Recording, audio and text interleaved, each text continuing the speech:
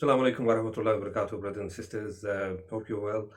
I'm just sharing my experience because I had the privilege to take part in the Religious Future Conference, and this is just some of my debrief as to my experience. So this is a conference which was organized at St. Mary's Church. Today, 23rd of June 2025, University of Sheffield School of Architecture and Landscape, it organized that conference, and the main purpose was that what's the future of faith and how it affects the religious places. So Alhamdulillah, there's a number of some academics came uh, from Cambridge, from University of London, Cambridge, and I just participated in the capacity of an activist, as a local activist. So there was a number of sessions of my session in which I took part. It was chaired by Reverend Ian Owers, and panelists was Libby Comer, Church of England, Tom Rattigan, Methodist Church, and myself. Yeah.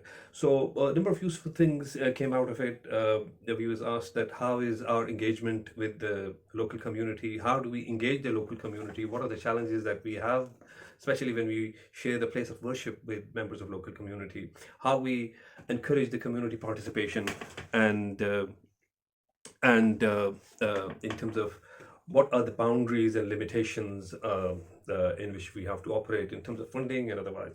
So some useful things came out in the sense that when my turn came and I said, look, from our perspective, Alhamdulillah, Waiban Islamic Center is probably one of the only mosque in Sheffield where you can self-check in. We have a community room, which is the board room, that we use for the local members. We want to encourage people to come and start using it, and we've requested the local councillors as well to come, and they attend. They've been given opportunity to speak before Friday prayer, and they want to for community engagement. And we've held multi-faith conferences, multi-faith sessions in our center. We encourage people of other faiths, be it Jews, Christians, and come and take part, where they discuss their faith and we give them our understanding of the faith. And in terms of the community engagement, we gave example of like where we reach out to our neighbors and we ask them to come to the center. We invited them to breaking of the fast program.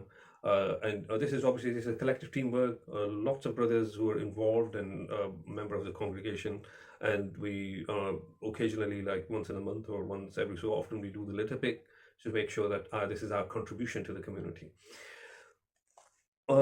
And I think, from other perspective, I will just touch on a couple of points. One was that Reverend, who's the Reverend Ian, he is the chaplain of Sheffield Cathedral. And he said that he gave an example. He said that somebody walked past a church and one church said that you're welcome to come inside, make tea for yourself and relieve yourself, like make use of the toilet. Whereas another church, the sign was that strangers are not allowed to make use of the toilet. So so he gave an example that how important it is for the places of worship to be open for public.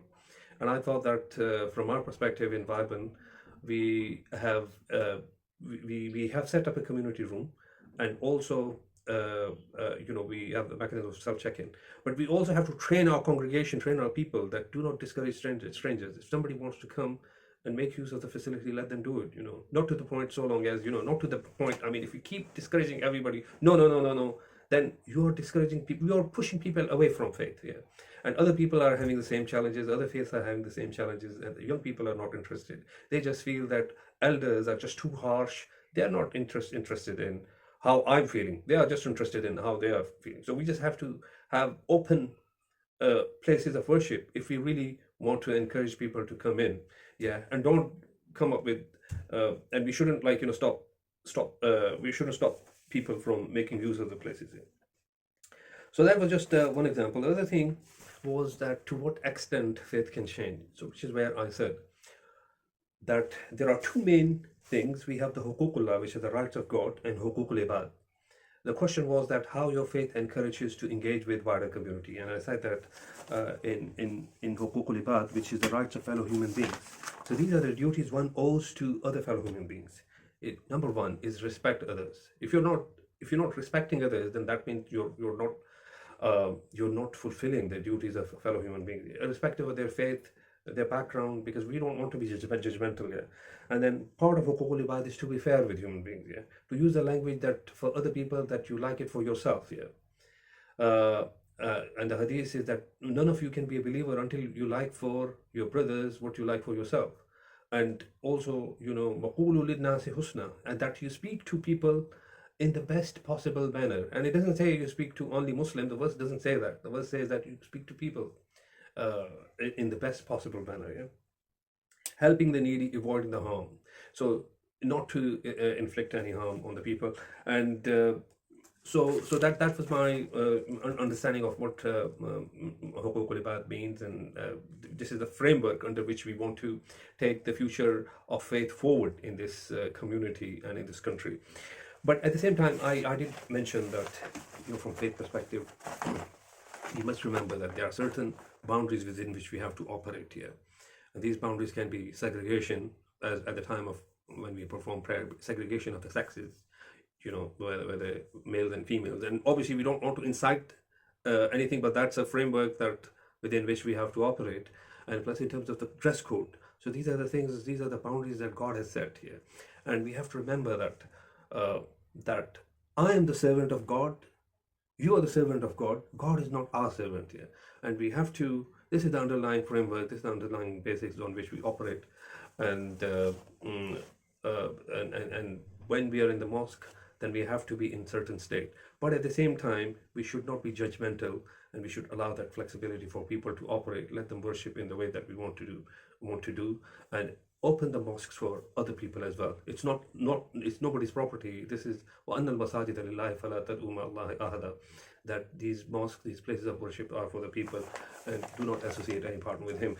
Finally, I just felt I had some interaction with some professors from Goldsmith, and I just felt that there is a movement within Christianity, which is like, to the point, it has taken faith to the point that it's become extremely malleable, that it's extremely flexible, to the point that even the fundamentals of faith are blurred. We don't know where the faith begins and where it stops. Even one of the members was saying that we, in our congregation, we go to churches, we go to nightclubs as part of our congregation. Just because people are not coming to faith doesn't mean that we bend the boundaries of faith. But at the same time, we have to keep our responsibility of inviting people. كنتم خير أمة أخرجت للناس تأمرون بالمعروف وتنهون عن المنكر وتؤمنون بالله. So these are the boundaries that we have to maintain. So this is just a summary of my participation today in the conference, and I've done it because Brother Jamil asked me to do it before I forget. So I thought that I'll make a quick video. If you have any feedback in this regard, please do share. May Allah keep us steadfast, and may Allah keep our intentions pure, and may Allah make us good Muslims. Jazakumullah khair. Thank you.